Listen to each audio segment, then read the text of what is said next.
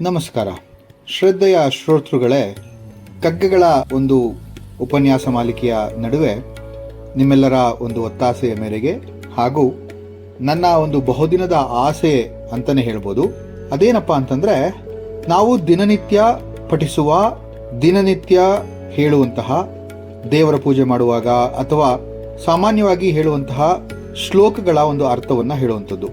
ಈ ಒಂದು ಶ್ಲೋಕಗಳನ್ನು ನಾವೆಲ್ಲರೂ ಕೂಡ ಪ್ರತಿದಿನ ಪೂಜೆ ಮಾಡುವಾಗ ಅಥವಾ ಶ್ಲೋಕ ಅಂದ ತಕ್ಷಣ ಹೇಳುವಂತಹ ಸಾಮಾನ್ಯವಾದಂತಹ ಕೆಲವು ಶ್ಲೋಕಗಳನ್ನು ಇಲ್ಲಿ ತೆಗೆದುಕೊಂಡು ಅದರ ಅರ್ಥವನ್ನು ಹೇಳುವಂತಹ ಒಂದು ಸಣ್ಣ ಪ್ರಯತ್ನವನ್ನು ಮಾಡ್ತಾ ಇದ್ದೇನೆ.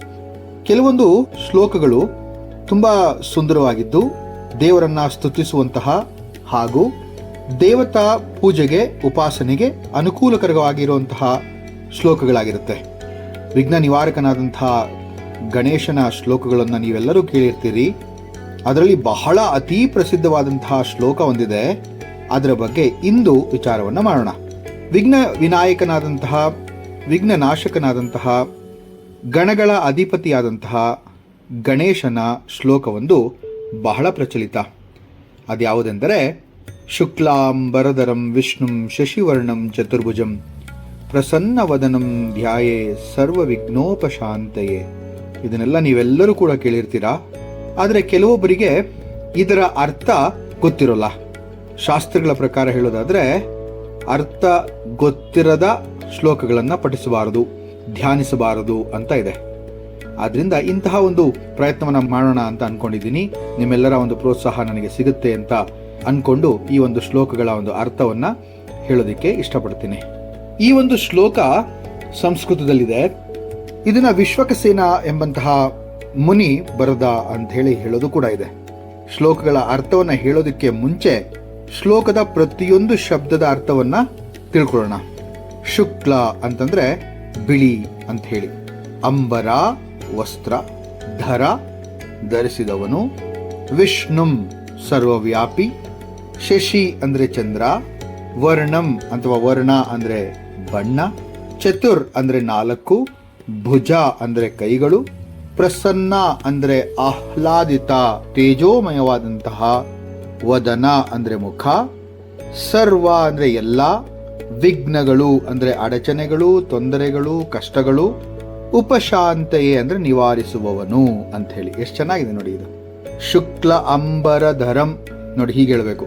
ಶುಕ್ಲ ಅಂಬರಧರಂ ವಿಷ್ಣುಂ ಶಶಿ ವರ್ಣಂ ಚತುರ್ಭುಜಂ ಪ್ರಸನ್ನ ವದನಂ ಧ್ಯಾಯೇತ್ ಸರ್ವ ವಿಘ್ನ ಉಪಶಾಂತಯೇ ಅಂತ.